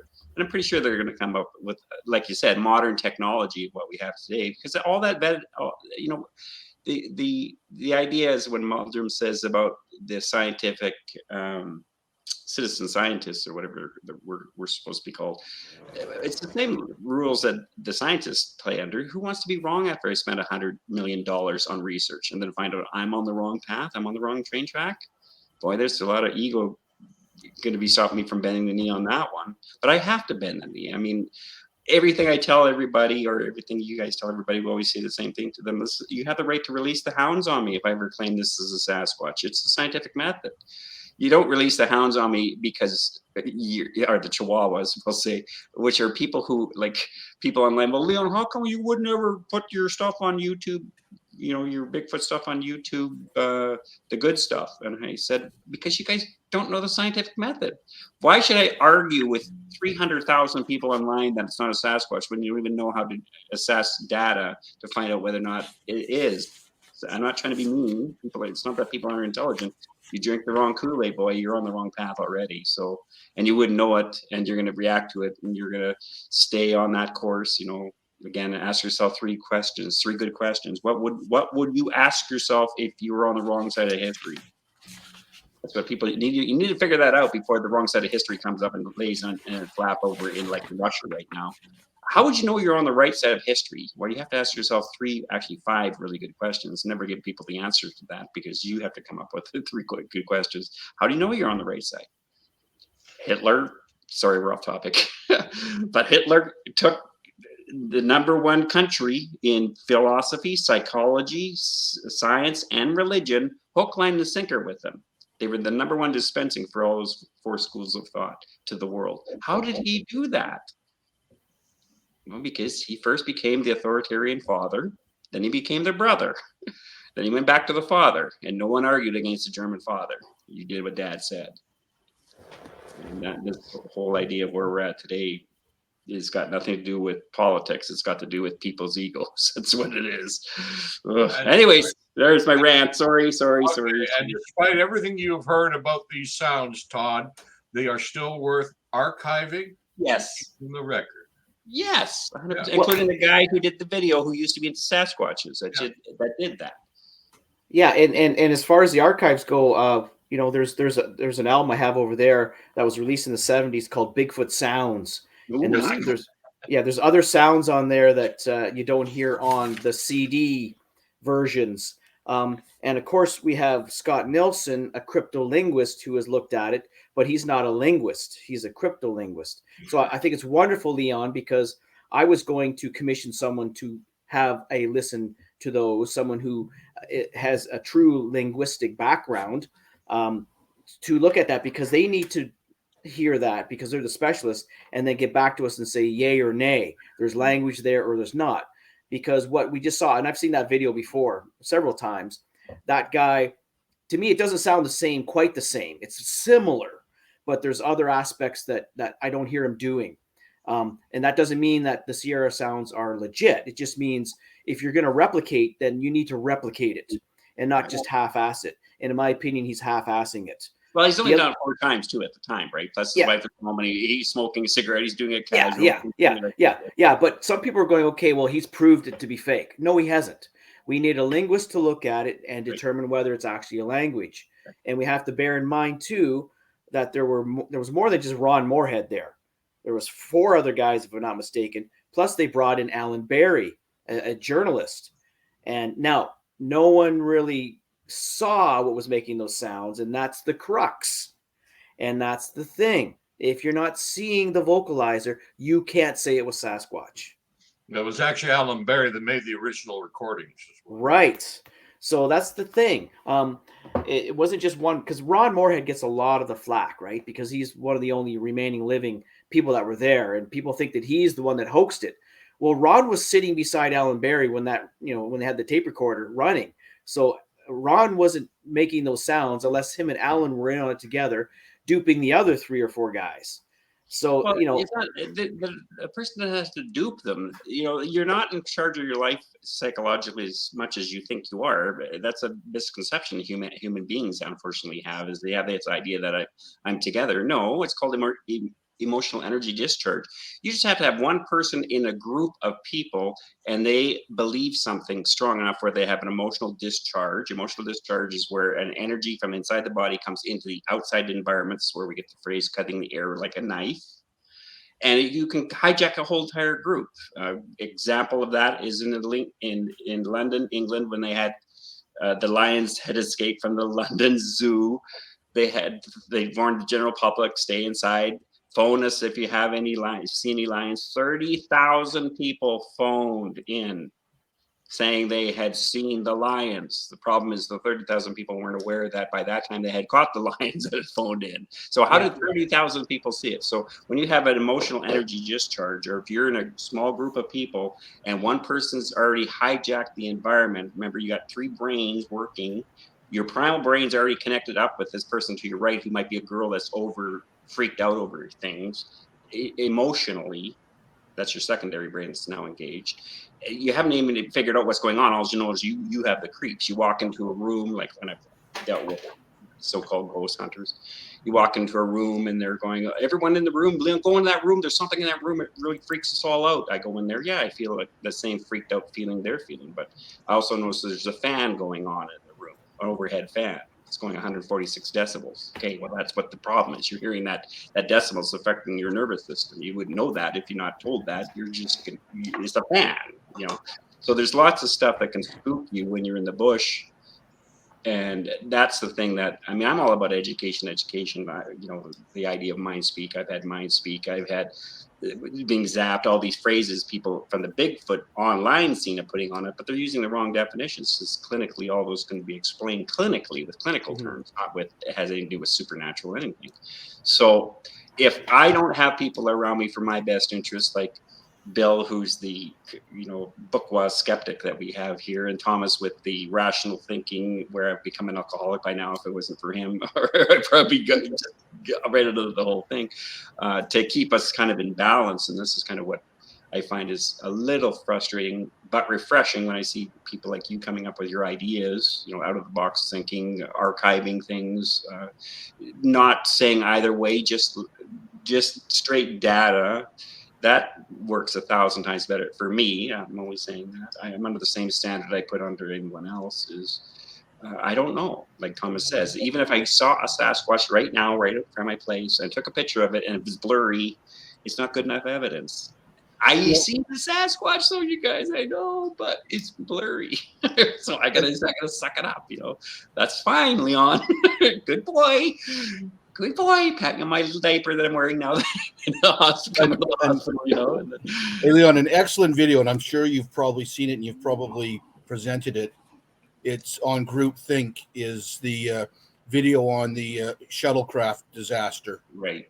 And that is a perfect example how one or two people within a room can dominate the outcome of a discussion. And I mean, we're talking NASA scientists that had doubts about the shuttlecraft taking off, that succumbed to groupthink, and the result was the O-ring failure and the loss of those astronauts. So anybody that's interested in, excellent video. You should be able to find it on YouTube. I think it's called An Exercise in Groupthink, the Columbia shuttlecraft disaster. Yeah, I think there's a few that are out there that are like that. Well, let's think about groupthink on a larger scale. I'll relate something to you that actually happened back east. I'm not sure which province it was, but it was in Canada. Newspaper writer decided to do an April Fool's joke. So he put an article in the paper saying, tomorrow the telephone company is going to blow their lines to clear all the dust and grime and everything out of the lines. The next day, but he said, you know, so if you don't want to get anything all over your furniture, please wrap your phones in plastic or put them in a plastic bag or what have you. And fortunately, it'll only take a couple of hours or so to do. And he left it at that to see what would happen. Well, what happened was people calling the phone company asking, when are they going to blow the lines in my area? Or, I've had my bag on the phone for 4 hours. Is it safe to take the bag off now? Are you finished? And, you know, and you couldn't explain to them, well, you know, it's physically impossible what you're talking about. But no, I read it in the newspaper. So, you know, this is what you're dealing with under other circumstances too. Yeah. There was another one that happened in Seattle where a reporter claimed that there was a micro asteroid storm that hit the area that put small dents in his windshield. And within a couple of days, there was thousands of people trying to get insurance claims for their windshields due to this micro asteroid. And what it really was just over time driving, your windshield will get little pits in it. Yeah. And it was just all these people, because somebody mentioned, now all of a sudden it jumped out and they noticed that their clear windshield actually has pits in it. So it's funny what can trigger the mind. Well, it's even like if, say, we found a Sasquatch on the side of Trans-Canada Highway, got hit by a car or a bus or something like that. The very next week to month, you're going to have Sasquatch sightings out the yin yang. Just like UFO sightings, they're out the yin yang as soon as it hits the press. And so how do you sift through all of this data? How do you help people? Like you said, Thomas, I mean, I appreciate a lot of the little nuggets of jewels that he gives you to just think clearly. Like, there's only three choices. They saw a Sasquatch, something they misidentified it as something as a Sasquatch, or they're lying. And yeah, those are the only three choices. Boy, I can handle three choices like that. You know, I can assess whether or not a person is doing that kind of stuff. I think again, I wish in a way, like we were back in those days where what was important wasn't that it was the Sasquatch, is what is it? That's what we're trying to answer. And then instead of where we're at today, with an overabundance of saturation on the YouTube channels or whatever, or especially the latest ones on TikTok. Oh my God, there's some just guys that know nothing about Sasquatch, but boy, they're just pumping out the videos, getting them, you know, $1 million subscribers or views. I'm just thinking, none of this. Tell me something, Todd. Do you envision a day when your collection, video collection, that is, will be indexed or even given cross-reference capabilities, if it ever got that big? I would love for someone to eventually ultimately take that on. It's not something that I can really do on YouTube unless I were to do it beforehand, because YouTube, you can't order your videos. Only the viewer can order newest or oldest, or like I can order it when I'm looking at my videos, but in a whole, but I can't when I'm watching them. It's you that's the thing with YouTube, is limitations. With Facebook chat groups, there's limitations. You know, some of those old forums, like the Bigfoot forums, they're a little better organized and easier to access and find things because they have a search function. Of course, YouTube has a search function, but to do that, it would require a delay with everything being released and then releasing it in order. Now, the problem with that too is new stuff's coming in all the time. You know, just the other day, someone reached out and said, "Hey, I've got these interviews, including one of Thomas and others. I would love for you to ultimately share them if you wish." And so they sent me the MP3 files. Another person sent me some old videotapes. So, you know, if I were to do that, I'd have to wait until I had everything that I could possibly think of and then organize it that way. But surely, when everything's up on YouTube, anyone's welcome to organize it chronically, alphabetically, you know, any way they want, chronologically. Yeah, because it is what you are viewing as the user. Yeah. And that's just it. You know, I've got all of John Green's stuff organized by year and by month, and of course by those who were corresponding. So that's all organized. But it's a little more difficult with videos, just because it's a little more involved. I've got videos, I don't even know the date. Mm-hmm. There was no date attached to it. It was just a program that ran sometime in the early 90s, and I can't find any reference to it online. And then I'll ask in the video description, if anyone has information, please share. Please let me know. Then I can at least put a year or a date to it in the video description. With regard to indexing or cross-referencing or whatever, would it be possible if you did it by, getting on your own server and building a website to do it? I had strongly considered that in the beginning, but then I realized that I don't have the skills. I'd have to hire someone to do that. Yeah. B, there's maintenance with something like that. C, people can crash, and there's a lot of bitter people in this field of study who would like nothing more than to have a website that's sharing information of that nature. All good points. Yeah, they could hit it very easily. And then there's the fee. You know, there's a fee that you have to pay to keep it and maintain it, and you're still stuck with, like, when you look at Jeff Rentz's website, he had podcasts for years.